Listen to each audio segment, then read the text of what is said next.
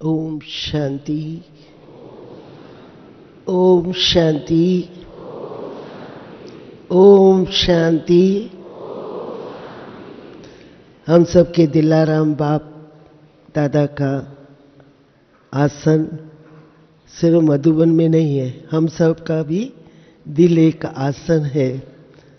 हम सब चाहते हैं उस दिलाराम बाप के दिल तक नशीन हो जाएं, तो उसके लिए हम सबको विशेष किस बात का ध्यान देना होगा।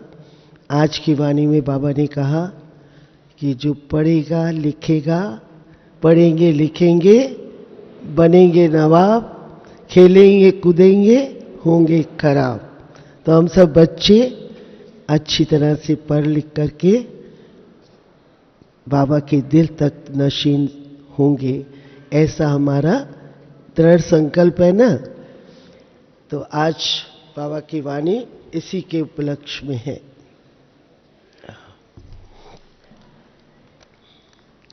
इस 7 तारीख की वाणी है। मीठे बच्चे, श्रीमत कहती है पढ़ाई पर पूरा पूरा ध्यान दो। पढ़ेंगे लिखेंगे तो बनेंगे नवाब, अर्थात दिल तख्त नशीन बन जाएंगे। इस बात को हम सब अच्छी प्रकार से अंडरलाइन करें। प्रश्न है, सर्विस की वृद्धि न होने का कारण क्या है? सर्विस की वृद्धि न होने का कारण क्या है? उत्तर, अगर सर्विस करने वाले बच्चों में देह अभिमान आ जाता है, थोड़ी भी सर्विस की और नशा चढ़ गया कि मैंने फलाने को ज्ञान दिया, तो सर्विस वृद्धि को नहीं पा सकेंगे। अंडरलाइन हम लोगों को चलते चलते किसी को भी अगर चलते चलते ये थोड़ा सा भी नशा चढ़ जाए कि मैं मेरे ज्ञान से, मेरी धारणाओं से, मेरे संचालन से ये आ रहे हैं और उससे थोड़ा सा भी देह अभिमान की बदबू आ जाएगी, तो बाबा ने कहा सर्विस वृद्धि को नहीं पाएगी। बच्चे ये भूल जाते हैं कि इनको बाबा ने टच किया है। देह अभिमान ही सर्विस को बढ़ने नहीं देता। इसलिए बाबा बार बार युक्ति बताते हैं कि देही अभिमानी भव। गीत है, हमें उन राहों पर चलना है जहां चलते ही रहना है, गिरना नहीं है। हमें उन राहों पर चलना है। ओम शांति। एक है सदैव परम धाम में रहने वाले ऊंचे से ऊंचे बाप। उस शिव बाबा के नीचे विष्णु का चित्र है। अभी तुम जानते हो कि हमको शिव बाबा विष्णुपुरी का मालिक बना रहे हैं। विष्णु अर्थात लक्ष्मी नारायण, इन दोनों का कंबाइंड रूप है विष्णु। ये हमारा एम ऑब्जेक्ट है। किसको भी समझाने के लिए बुद्धि में रहना चाहिए कि बाबा है निराकार, फिर हमको कैसे पढ़ाएंगे? इसलिए ब्रह्मा का चित्र दिखाया है। बाबा हमको ब्रह्मा द्वारा विष्णुपुरी का मालिक बना रही है। तुमको ये सर्टन है अर्थात निश्चय है। तुमको ये सर्टन भी है, फिर भूल जाते हो। क्या भूल जाते हैं हम? कि हम स्टूडेंट्स हैं। हम स्टूडेंट्स का लक्ष्य विष्णु वंशावली में आना। हमको शिव बाबा पढ़ा रहे हैं, भारत को ही विष्णुपुरी बना रहे हैं।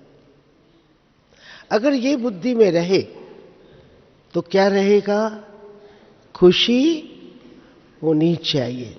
मतलब इतनी ऊंचा स्टेटस हम सबको मिल सकता है और ऊंचे से ऊंचा बाप हमको पढ़ा रहे हैं, तो इन दोनों बातें जब हमारी बुद्धि के अंदर रहती है तो बाबा कहता है खुशी का पारा चढ़ा रहना चाहिए।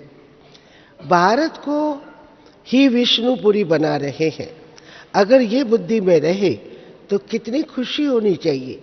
ये त्रिमूर्ति का चित्र कितना नामी ग्रामी है। त्रिमूर्ति में वह लोग ब्रह्मा, विष्णु, शंकर को दिखाते हैं, परंतु शिव को भूल गए हैं। कितनी ये भारी भूल है। अभी तुम बच्चे जानते हो कि शिव बाबा हमको विष्णुपुरी का मालिक बना रहे हैं और उसी के लिए वह आए हुए हैं। इनके बहुत जन्मों के अंत के जन्म के भी अंत में आकर प्रवेश करते हैं। बाबा आते ही भारत में है और भारत को ही विश्व का मालिक बनाते हैं। अब तुम बच्चों को यह निश्चय है कि हर 5000 वर्ष के बाद संगम युग में ही आते हैं। तुम बच्चे यहां आए हो किस लिए? ना, राजाई लेने के लिए। तुम बच्चे यहां आए हो राजाई लेने के लिए, अर्थात स्वर्ग का मालिक बनने के लिए। ये तो उन बच्चों को मालूम है कि भारत में सिर्फ एक ही धर्म था। उस समय और कोई धर्म नहीं था, तो कितना नशा रहना चाहिए और साथ में दैवी गुणों की धारणा भी करनी चाहिए। नशा उसी को रहेगा जो पढ़ाई के ऊपर भी ध्यान देगा और साथ साथ धारणाओं के ऊपर भी ध्यान देगा, तभी वो इंटरनल नशा रह सकता है। अगर बाप देखते हैं बच्चे दैवी गुण नहीं हैं, दैवी गुण धारण नहीं करते हैं, तो क्या कहेंगे?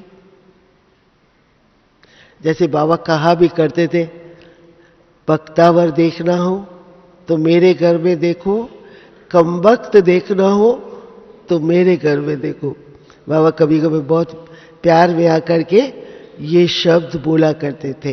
तो आज भी यही शब्द आया कि अगर बाप देखते बच्चे दैवी गुण धारण नहीं करते हैं तो कहेंगे ना ये कोई कम वक्त है, माना अपना अधिकार लेने वाला नहीं दिखाई देता।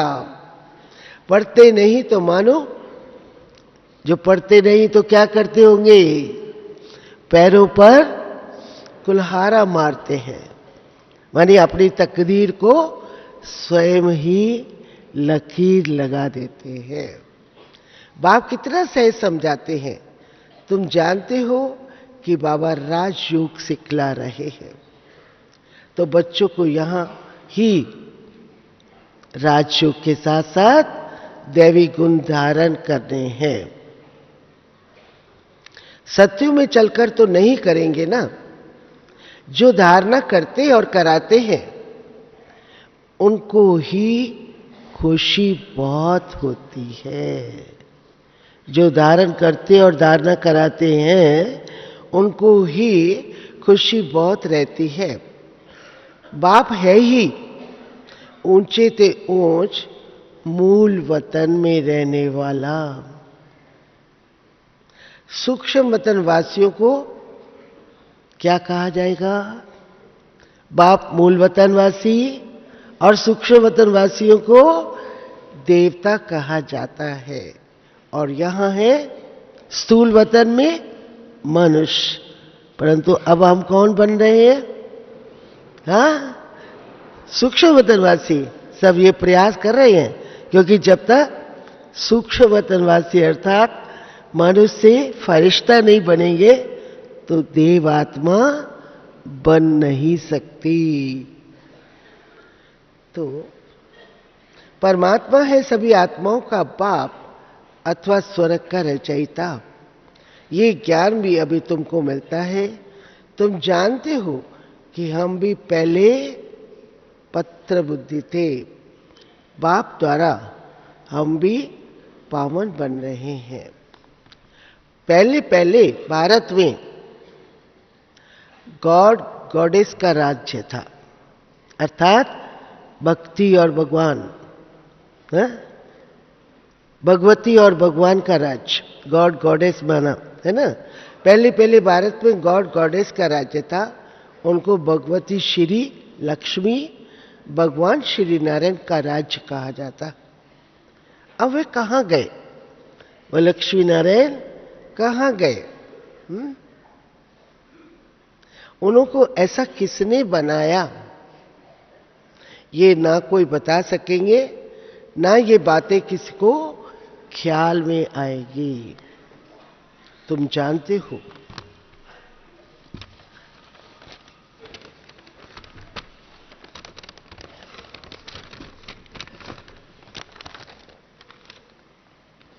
साकार सृष्टि में ही उन्हों का राज्य था। अभी भी वह कहाँ है? कहाँ है वो लक्ष्मी नारायण या उनकी वंशावली? है कहीं दूर है या नजदीक है? नजदीक दिखाई दे रहे हैं? अभी भी वह बिन नाम रूप से यहाँ है। ये सब बातें जानने से बच्चों को बहुत खुशी होनी चाहिए कि बाबा हमको पढ़ाकर ऐसा बना रहे हैं। नंबर 1 हीरो, हीरोइन ये है।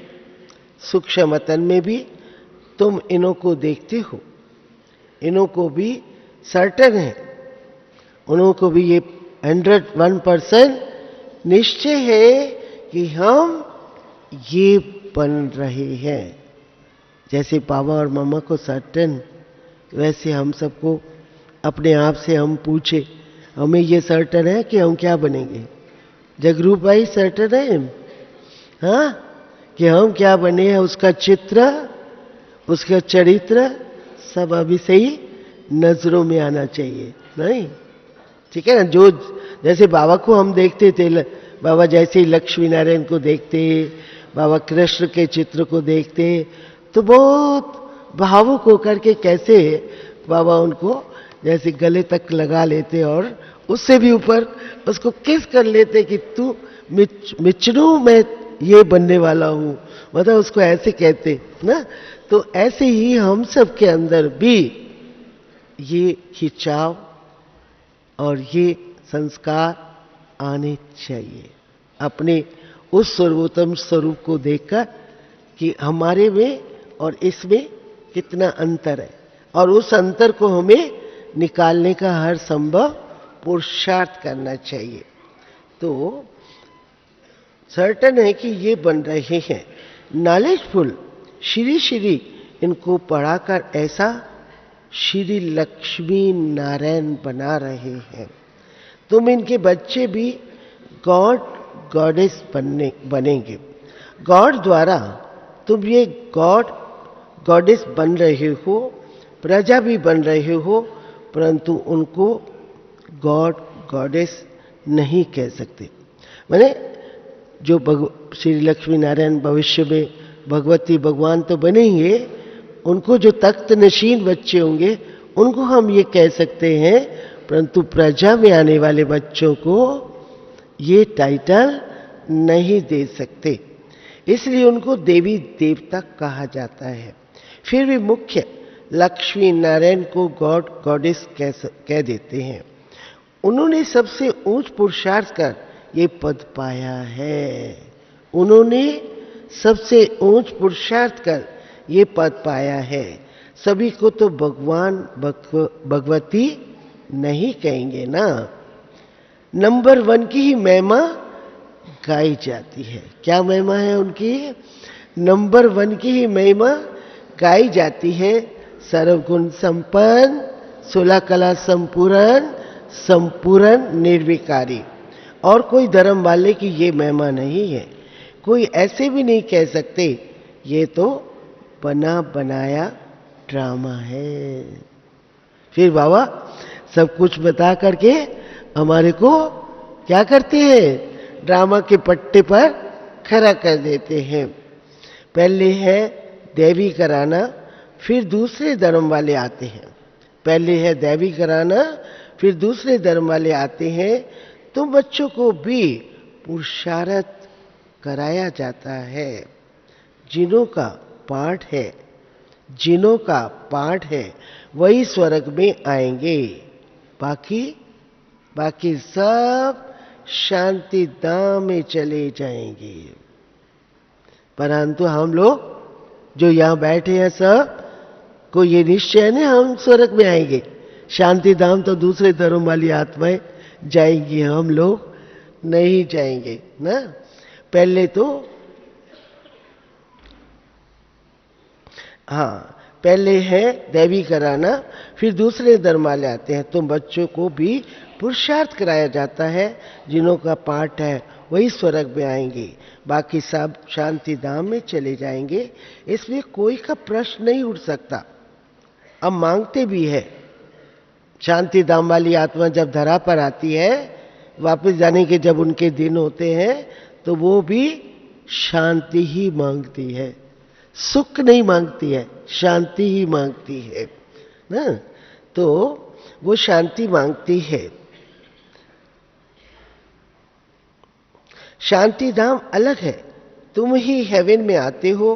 पहले शांति धाम, फिर सुख धाम, फिर दुख धाम, फिर शांति धाम में जाना है।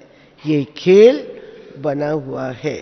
सब आत्माएं सत्युग में आए ये हो नहीं सकता। सब आत्माएं सत्युग में आए ये हो नहीं सकता। ये वैरायटी धर्मों वाला सृष्टि चक्र है।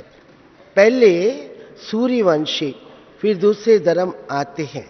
इस ड्रामा में फर्क नहीं पड़ सकता। वही हिस्ट्री ज्योग्राफी फिर रिपीट होती है, परंतु कैसे रिपीट होती है ये आकर के जानना चाहिए। सत्युग में तुम्हारा राज्य था, अब फिर सत्युग में जाने के लिए तुम्हारा कल्प पहले वाला पुरुषार्थ चल रहा है। तुम बच्चे हर एक धर्म के, तुम बच्चे हर एक धर्म के आदि मध्य अंत को जानते हो। कृष्ण धर्म कब स्थापन होता है, कैसे होता है, कैसे वृद्धि को पाता है, ये झार में साफ दिखाया हुआ है ना। ये सब धर्म कैसे कैसे आते हैं, कैसे कैसे वृद्धि को पाता है, ये सब झार के अंदर दिखाया हुआ है। कि नए नए जो आते हैं उनकी कैसे ताल टालियां निकलती है, उनके कितने पत्ते होंगे, बहुत थोड़े। और हम देवी देवता कराने की आत्माओं के कितने टाल और टालियां, कितने पत्ते होंगे, है ना। बाबा ने कहा बहुत थोड़े।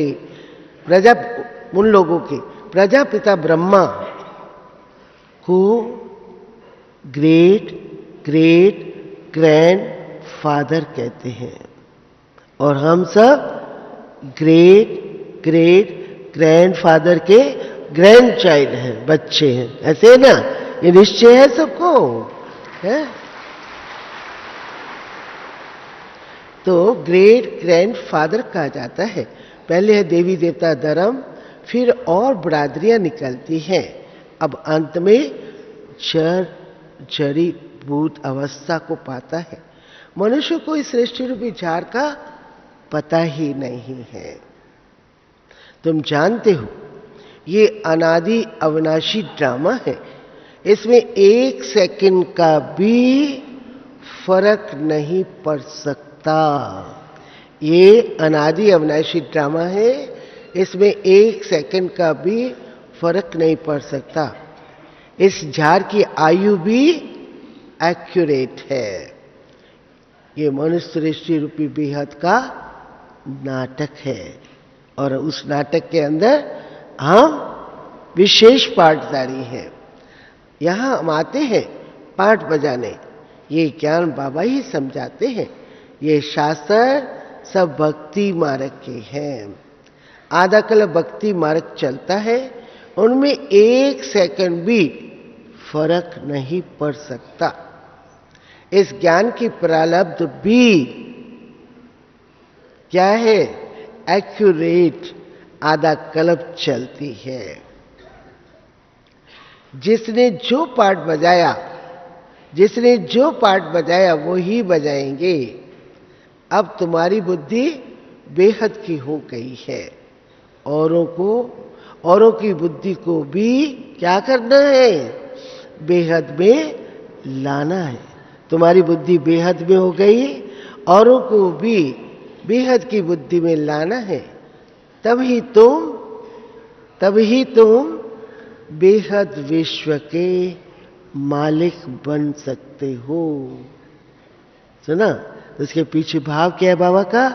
सबको ईश्वरीय राहों पर चलाना है, उनके संस्कारों को भी चेंज करना है।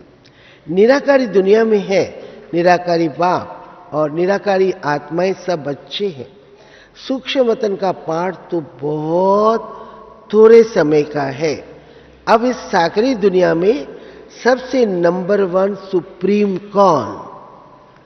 इस साकारी दुनिया में सबसे नंबर 1 सुप्रीम कौन?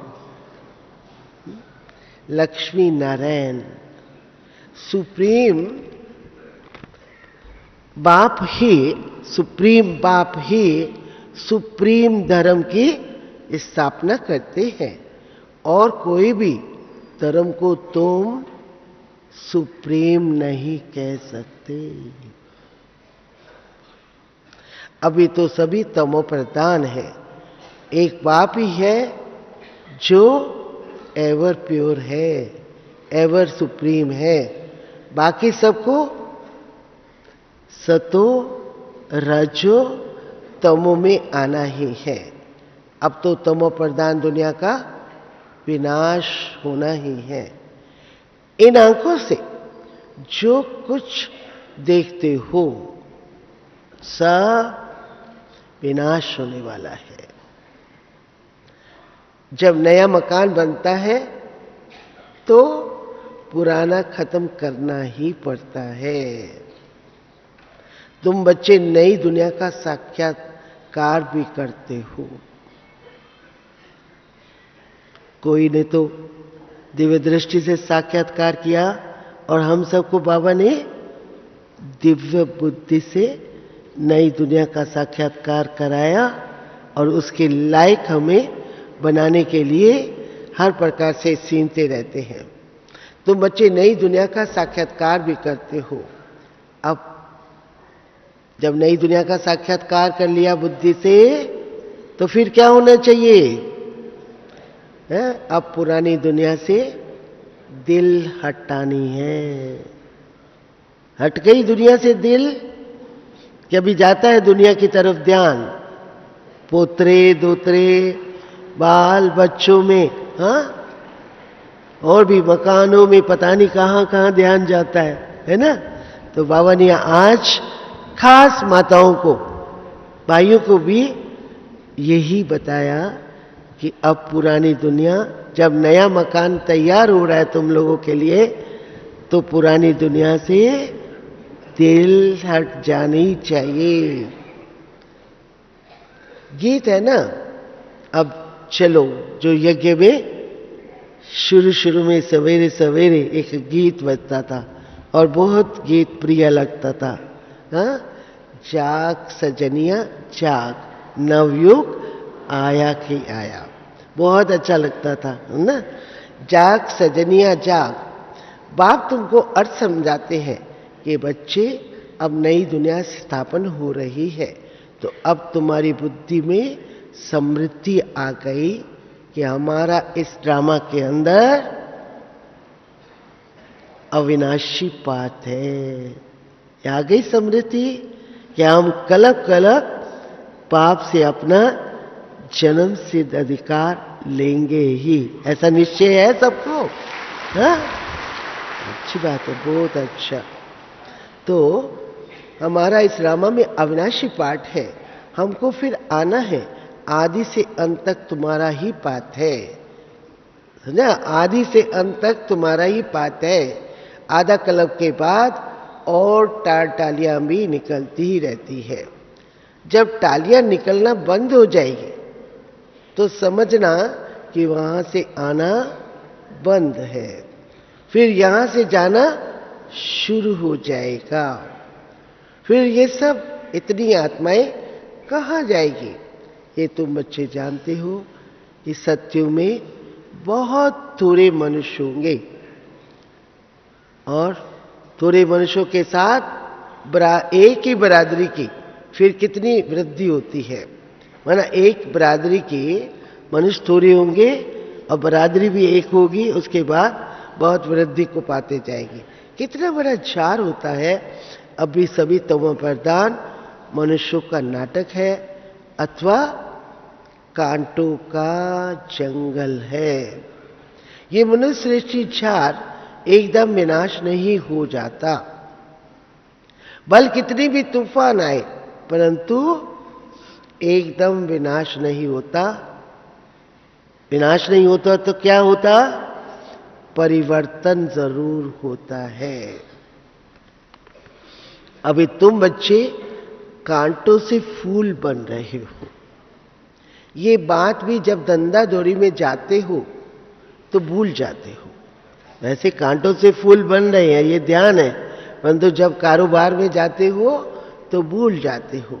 जिनको धारणा होती है, ये बात जिनको धारणा होती है, वह सारा दिन विचार सागर मंथन करते रहते हैं कि कैसे हम सर्विस करें अथवा कांटों को फूल बनाएं। बाप सबसे बड़ा। आज एक बहुत अच्छी बात, पहले बाबा कहा करते थे तुम सबसे बड़े धर्मात्मा हो, आज बाबा ने कहा बाप सबसे बड़ा धर्मात्मा है। समझा? धर्म सिखलाने वाला तो वही है ना, बाप सबसे बड़ा धर्मात्मा है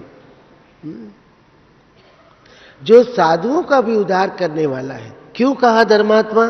क्योंकि साधुओं का उद्धार धर्मात्मा ही कर सकता है, जो सब धर्मों में धर्मात्माओं में भी सर्वश्रेष्ठ धर्मात्मा है, वो ही कर सकता है। या जिन्हों को उन्होंने ज्ञान का कलश दिया है, जीवन में अच्छी धारणाएं बनाई है, अपने जीवन को धर्म में अच्छी तरह से स्थित किया है, वही साधुओं का उद्धार कर सकेगा।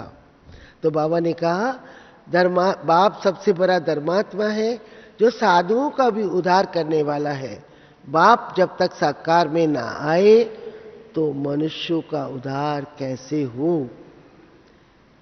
बाकी प्रेरणा से थोड़ी होगा, नहीं, कोई भी काम प्रेरणा से नहीं होता है जब तक सामने आकर फेस टू फेस आकर के ना बदले। तो बाकी प्रेरणा से थोड़ी होगा। तो बाबा आकर सारा ज्ञान देकर तुमको क्या बनाते हैं? त्रिकालदर्शी बनाते हैं। तो तुम बच्चों को कितना नशा रहना चाहिए, बाबा बहुत युक्तियां बताते हैं। बाबा बहुत युक्तियां बताते हैं। ऐसी ऐसी सर्विस करेंगे तो बहुतों का कल्याण होगा। बाप को याद करो तो विक्रम विनाश हो जाएंगे, और चक्कर को याद करो तो क्या बनेंगे? चक्रवर्ती राजा बन जाएंगे। औरों को भी बनाते जाओ। जैसे पढ़ाई से मनुष्य बैरिस्टर बन जाते हैं, तो तुम मनुष्य से देवता बन जाते हो। बाबा कहते हैं अगर आप समान नहीं बनाते, अगर आप समान नहीं बनाते तो गोया सर्विसबल नहीं बने हो। इसलिए क्या करना है?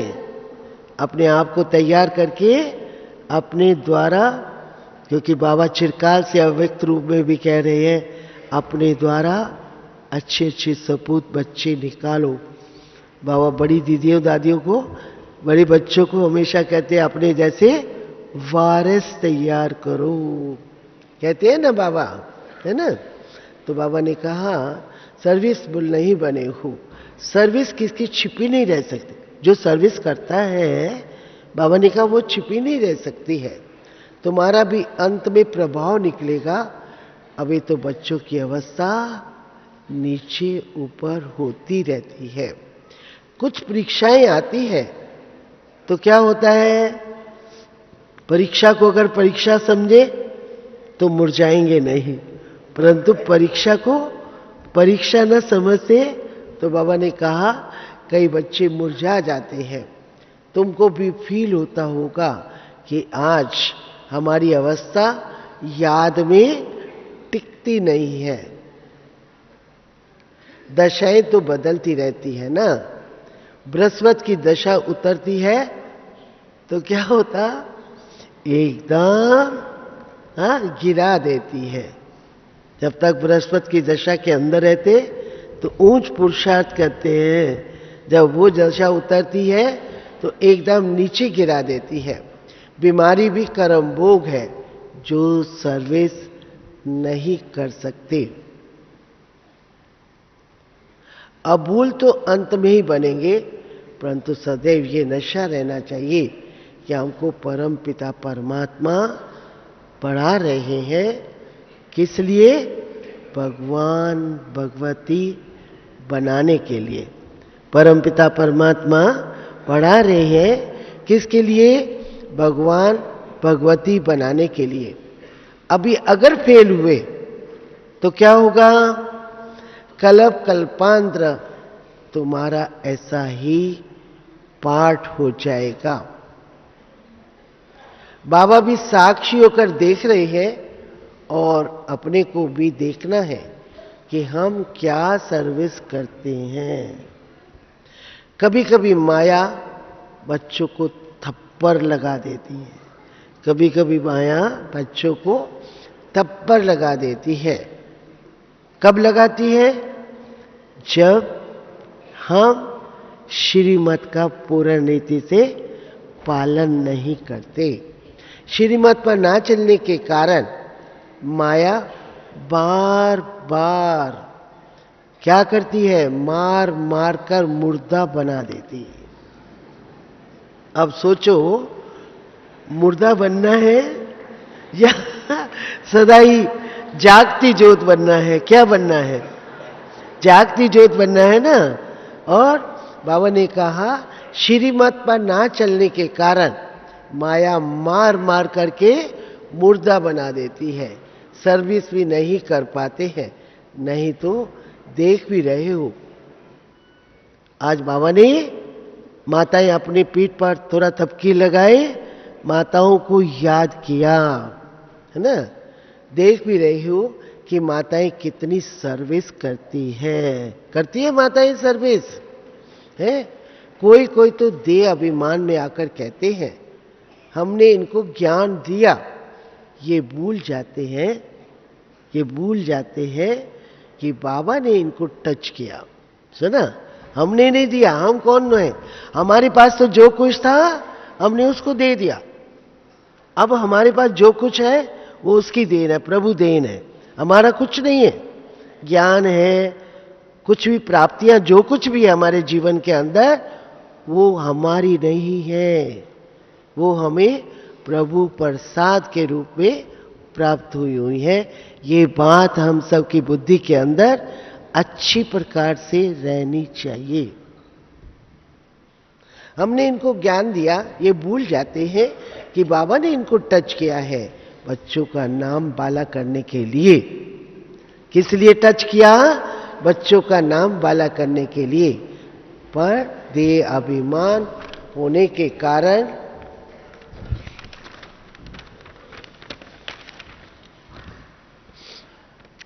जो सर्विस होनी चाहिए वह नहीं हो पाती। फिर कहते बाबा भूल हो गई। बाबा ने समझाया है, बड़े बड़े आदमियों को बहुत युक्ति से समझाना है। उन्हों से ही आवाज निकलेगा और वाह वाह होगी। परंतु बच्चों को अर्जुन क्या चाहिए? योग शक्ति चाहिए। तो नहीं तो बड़े बड़े आवाज बाबा कहते हैं आने चाहिए, है ना। तो उन्हों के द्वारा ही आवाज निकलेगा और वाह वाह होगी। परंतु बच्चों को अर्जुन योग की पावर बढ़नी है। अब बाबा आकर के पुरुषार्थ कराते हैं, फिर भी तकदीर में नहीं है तो श्रीमत पर चलते ही नहीं। हाँ, तकदीर बनाने की कलम बाबा ने हमारे हाथ में दी है, परंतु जब हमारा राइट हैंड बाबा के हाथों में होगा तो हमारी ऊंची तकदीर बन सकती है। सुना? तो तकदीर नहीं है तो श्रीमत पर चलते नहीं। पढ़ेंगे लिखेंगे तो क्या बनेंगे? नवाब, और बाबा के दिल पर चढ़ेंगे। हाँ? क्या करना अभी? पढ़ लिख करके बाबा के प्राण बाप दादा के दिल पर चढ़ना ही है। दिल्ली वाले भाई बहनों, हाँ, निश्चय है ना ये बात? हाँ, ठीक। तो दिल पर चढ़ेंगे। देखो सब बच्चे बाबा को बुलाते हैं, क्यों? वह बाप भी बच्चों की दिल पर चढ़ा हुआ है। जैसा मैं प्यार करूंगी तो वो प्यार करेगा। मैंने उनको अगर दिल पर बिठाया है तो वो क्या करेगा? उनके भी दिल में, नैनों में हम समाये रहेंगे। ऐसे है ना? तो बाबा ने कहा वह बाप भी बच्चों की दिल पर चढ़ा हुआ है। बाप ने सर्विस कर बच्चों को कितना गुल गुल बना दिया है। सर्विस करना तो फर्ज है ना, सर्विस करना तो फर्ज है ना। मैगजीन में लिख सकते हो, आत्म प्रकाश भाई मैगजीन में लिख सकते हो, फलाना मरा, नथिंग न्यू। समझा? इस ड्रामा के राज को ब्राह्मण समझ सकते हैं, शूद्र तो कुछ भी नहीं समझ सकते। उनको तो संशय आता ही रहेगा। मैगजीन से भी तुम समझा सकते हो, वे लेंगे, पढ़ेंगे, अगर नहीं समझ में आया तो फेंक देंगे। अगर किसकी तकदीर में नहीं है, अगर किसकी तकदीर में नहीं है तो तदबीर क्या करेंगे। परंतु आप तो अपना फर्ज पालन करो। फिर जरा भी धारणा नहीं कर पाते हैं तो दिल भी नहीं होगी कि ऐसों को ये मंत्र देवे। वो तो बाबा कहता है ऐसे नहीं, जो चाहते हैं उनके आगे बू बू करो, जो नहीं चाहते हैं उनको छोड़ दो और उनके लिए यही शुभ भावना दो कि आज नहीं तो कल तेरी सद्बुद्धि हो जाएगी, है ना। तो बाबा ने कहा ये मंत्र तो दिल भी नहीं होगी कि ऐसे को ये मंत्र देवें। इसको कहा ही जाता है महामंत्र। महामंत्र कौन सा है? मन मना भव का। इसको कहा ही जाता है महामंत्र, मन मना भव। अच्छा, अगर खुद नहीं याद करते हो, अगर खुद नहीं याद करते हो तो दूसरों का तो क्या करेंगे? कल्याण कर सकेंगे। हाँ, अगर खुद नहीं याद करते हो तो दूसरों का तो कल्याण करो। घर घर में ये पैगाम दो कि बाप कहते हैं मुझे याद करो, पतित पावन मैं ही हूं। सर्विस के लिए माथा फिरना चाहिए, मतलब बुद्धि चलनी चाहिए। किसके लिए? सर्विस के लिए भिन्न भिन्न प्रकार के प्लान बनाकर भिन्न भिन्न रीति से सेवा करनी चाहिए। अच्छा, मीठे मीठे सिकिलदे बच्चों प्रति माता पिता बाप दादा का याद प्यार और गुड मॉर्निंग रूहानी बाप की रूहानी बच्चों को नमस्ते। हम रूहानी बच्चों की रूहानी बाप को नमस्ते, नमस्ते, नमस्ते। हम सदा रहेंगे हंसते हंसते, बन जाएंगे फरिश्ते। ऐसा समझा? हंसते रहेंगे तब तो फरिश्ते बनेंगे। अच्छा, धारणा के लिए मुख्य सार, अपनी बुद्धि हद से निकाल, अपनी बुद्धि हद से निकाल बेहद में रखनी है, दूसरों को भी बेहद में लाना है। इस पुरानी दुनिया से दिल हटा देना है। सदा खुशी में रहने के लिए धारणा करनी और करानी है। सदा खुशी में रहने के लिए धारणा करनी और करानी है। हमको भगवान पढ़ाते हैं ये नशा रखना है। वरदान, सदा एकरस संपन्न मूड में रहने वाले, ध्यान से सुनेंगे, सदा एकरस संपन्न मूड में रहने वाले पुरुषार्थी सो प्रालब्धि स्वरूप भव। वरदान बहुत अच्छा है। सदा एकरस संपन्न मूड में रहने वाले पुरुषार्थी सो प्रालब्धि स्वरूप भव। बाप दादा वतन से देखते हैं कि कई बच्चों के मूड बहुत बदलते हैं। कभी मूड के अंदर, कभी आश्चर्यवत की मूड, कभी क्वेश्चन मार्क की मूड, कभी कंफ्यूज की मूड, कभी टेंशन, कभी अटेंशन का झूला। हाँ, तो रहना किस में है? अटेंशन के झूले में रहना है। बार बार अपने मूड्स बदलने नहीं है। लेकिन संगम युगी प्रालब्धि युग है ना कि पुरुषार्थी। इसलिए जो बाप के गुण वही बच्चों के हैं, जो बाप की स्टेज वही बच्चों की है। यही है संगम युग की प्रालब्ध। सुना? संगम युग की प्रालब्ध क्या है? जो बाप के गुण सो बच्चों के हैं, जो बाप की स्टेज सो बच्चों की होनी चाहिए। तो सदा, अब सुनिए क्या कहा होगा, तो सदा एक रस एक ही संपन्न मूड में रहो। तो सदा एक रस एक ही संपन्न मूड में रहो, तब कहेंगे बाप समान, अर्थात प्रालब्धि स्वरूप वाले। सुना? स्लोगन, बाप दादा के हाथ में बुद्धि रूपी हाथ हो तो परीक्षा रूपी सागर में हिलेंगे डुलेंगे नहीं। फिर सुनिए, बाप दादा के हाथ में बुद्धि रूपी हाथ हो तो परीक्षा रूपी सागर में हिलेंगे नहीं। ये है आज के मधुर महावाक्य, जिसमें बाबा ने बहुत सारी बातें हम सबको अंडरलाइन कराई है। अब उस पर अच्छी तरह से विचार सागर मंथन करके अपने जीवन की धारणा बनाना है। ओम शांति।